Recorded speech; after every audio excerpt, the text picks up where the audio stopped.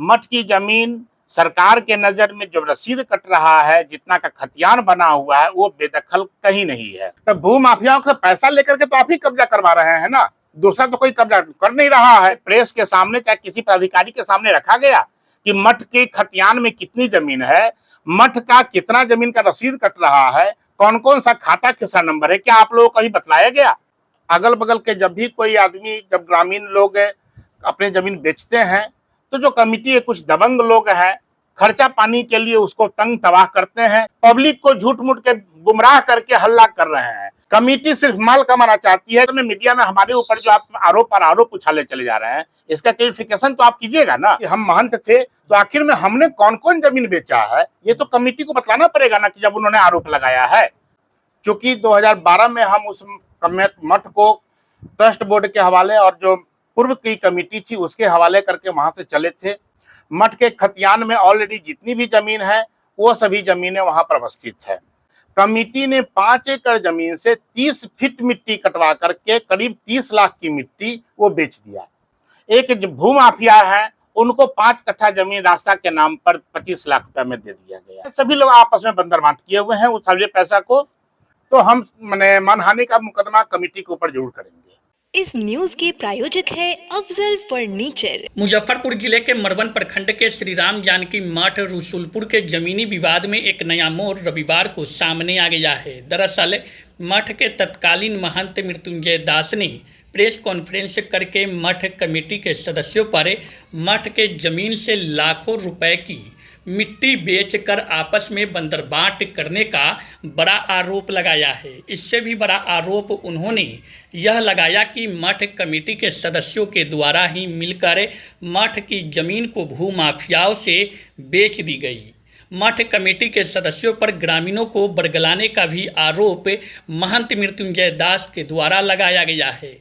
विदित हो कि बीते शनिवार को श्री राम जानकी मठ रसूलपुर कमेटी के सदस्यों ने एक बैठक कर मठ के जमीन को भूमाफियाओं के कब्जे से छुड़ाने के लिए जन आंदोलन की बात कही थी। बैठक में मठ कमेटी के सदस्यों ने आरोप लगाया था कि मठ के जमीन को पूर्व के महंत ने फर्जी तरीके से बेच दी। मठ कमेटी के सदस्यों के द्वारा बताया गया था कि मठ की जमीन पर भूमाफियाओं के अलावा सफ़ेद पोश के रिश्तेदार और कई रसूखदार लोगों का अवैध कब्जा है। उस अवैध कब्जे को हटाने के लिए मठ कमेटी के सदस्यों ने जन आंदोलन की रणनीति बनाई है। लेकिन इसके इतर दूसरी तरफ मठ के तत्कालीन महंत मृत्युंजय दास अब कैमरे के सामने आ गए हैं और उन्होंने मठ कमेटी के सदस्यों की पूरी पोल खोल कर रख दी है। रविवार को प्रेस कॉन्फ्रेंस करके महंत मृत्युंजय दास ने पूरे मामले पर अपनी प्रतिक्रिया दी है। उन्होंने यहाँ तक कहा कि मेरे विरुद्ध झूठे आरोप लगाए गए हैं जिसका कोई तथ्य नहीं है, इसलिए हम कानूनी सहारा लेंगे और मानहानि का भी केस करेंगे। महंत मृत्युंजय दास बताते हैं कि रसूलपुर मठ में वो 2009 से 2012 तक के महंत थे। उनके अनुसार उन्होंने स्वेच्छा से मठ को छोड़ दिया। हालांकि इस बीच उन्होंने मठ को धार्मिक न्यास बोर्ड से रजिस्टर भी कराया, कमेटी बनी। हालांकि उस कमेटी के गठन के बाद फिर दूसरी कोई कमेटी आज तक नहीं बनी है जो नियम संगत नहीं है। उनके बाद मठ में कोई दूसरा महंत भी कार्यभार आज तक नहीं संभाला है। आगे सुनिए कि इस पूरे प्रकरण पर महंत मृत्युंजय दास क्या कह रहे हैं। आज मीडिया में हमने, पेपर में, अखबार में, सभी जगह देखा कि रसूलपुर मठ की जो जमीन है वो बेदखली का मामला हो गया हुआ है, जिसमें वहाँ की कमेटी जो है पूर्व महंत को हटा करके अपने अंडर में ले करके और सभी जमीन को वापस लाने की बात कर रही है।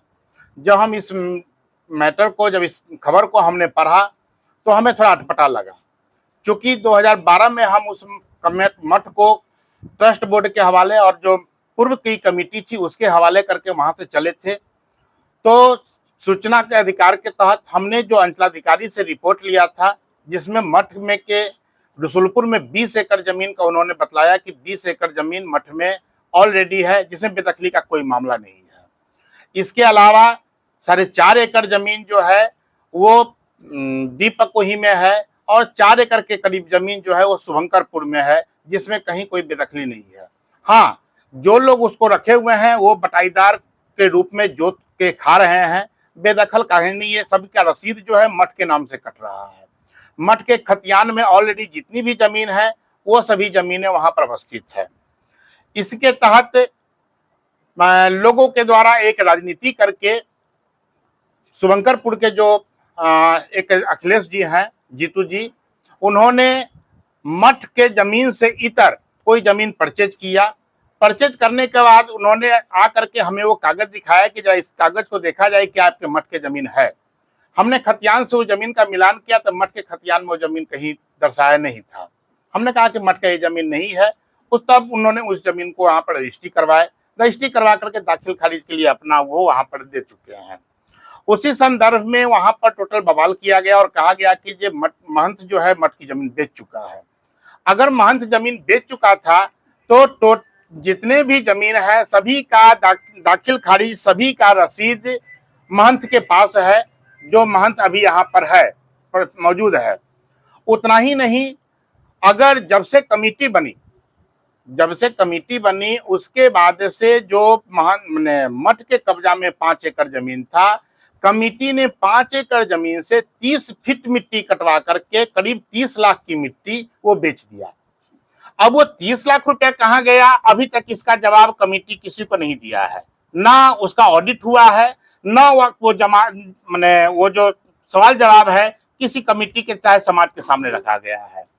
उसी के संदर्भ में अभी तत्काल पिछले साल बिना किसी पदाधिकारी के हस्तक्षेप के, बिना मठ ट्रस्ट बोर्ड की अनुमति के, एक भूमाफिया है उनको 5 कट्ठा जमीन रास्ता के नाम पर 25 लाख रुपए में दे दिया गया। किसने दे दिया? जो मठ की कमेटी है, जो वहां के अध्यक्ष हैं, सचिव हैं, उन्होंने दिया पैसे लेकर के। जो जिसमें से 10 लाख रुपया मठ का जो अकाउंट है उस अकाउंट में गया और बाद बाकी पैसा आपस में लोग बंदर बांट किए। कमेटी जितने कमेटी है सभी लोग आपस में बंदर बांट किए हुए हैं उस सारे पैसा को।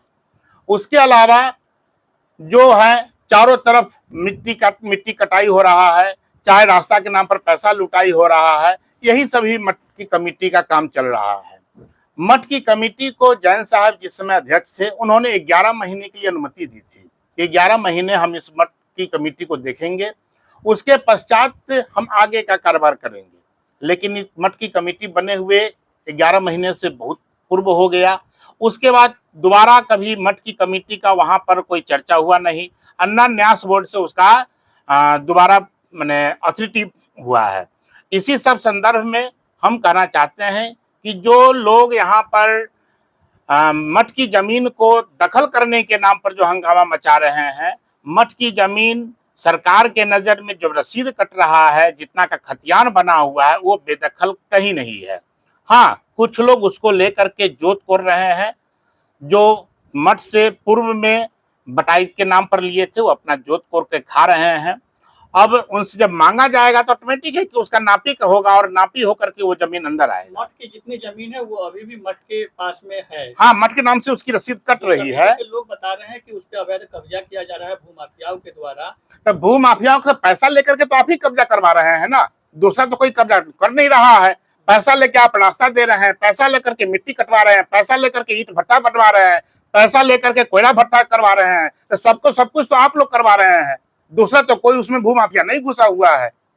सब मठ के कमेटी के लोगों के द्वारा, सभी मठ के कमेटी के लोगों के द्वारा करवाया जा रहा है। अन्य किसी के द्वारा कहीं कोई बेदखली का मामला नहीं है। हल्ला हंगामा जन आंदोलन की बातें हो रही है कि दखल कब्जा हटाने के लिए हम लोग जन आंदोलन करेंगे। आखिर में दखल कौन किए हुए है, किस खेसरा को, किस खाता को? कहा जा रहा है कि वो जमीन बिक्री कर दी गई है जिसको वापस लेना है। अरे भाई, जब बिक्री कर गई तो कौन खाता खेसरा नंबर बिक्री कर गई है? आज तक क्या आप लोगों के सामने, प्रेस के सामने, चाहे किसी पदाधिकारी के सामने रखा गया कि मठ के खतियान में कितनी जमीन है, मठ का कितना जमीन का रसीद कट रहा है, कौन कौन सा खाता खेसरा नंबर है? क्या आप लोगों को कहीं बतलाया गया किसी मीडिया को, किसी पब्लिक को? कहाँ से उसका रसीद कट रहा है, कहाँ से मठ का भोग राग लग रहा है, ये सभी की किसी भी जात की जानकारी दी गई आप लोगों को? वहां पर कुछ नहीं है, क्योंकि वहां का जमीन वैल्यूएबल हो चुका है। अगल बगल के जब भी कोई आदमी, जब ग्रामीण लोग अपने जमीन बेचते हैं तो जो कमेटी है, कुछ दबंग लोग हैं, खर्चा पानी के लिए उसको तंग तबाह करते हैं, ताकि इस बहाने भी हमको कुछ खर्चा पानी मिल सके, ताकि हमारा जो पॉकेट का रोजी रोटी है वो चलता रहे।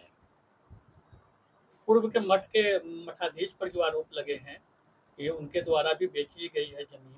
अरे भाई, तो आप इसको साबित कीजिए ना। हमने तो सूचना के अधिकार के तहत न्यास बोर्ड से पूछा। न्यास बोर्ड की जब चिट्ठी आई कि कमेटी के द्वारा कहा जा रहा है कि पूर्व के महंत ने बेच दिया, हमने सूचना के अधिकार से न्यास बोर्ड से पूछा कि पूर्व के महंत ने किस किस खेसरा को बेचा है, उसकी जानकारी हमें पूर्ण दे कि किस महंत ने कौन खेसरा बेच दिया। आज तक 2 साल होने जा रहा है, आज तक न्यास बोर्ड से हमें किसी प्रकार की जानकारी नहीं मिली। दाखिल खारिज पर रोक लगाने की बात है। अरे जब बिकी नहीं रहा है, दाखिल खारिज पर रोक लगाने की कहां से बात हो रही है भाई?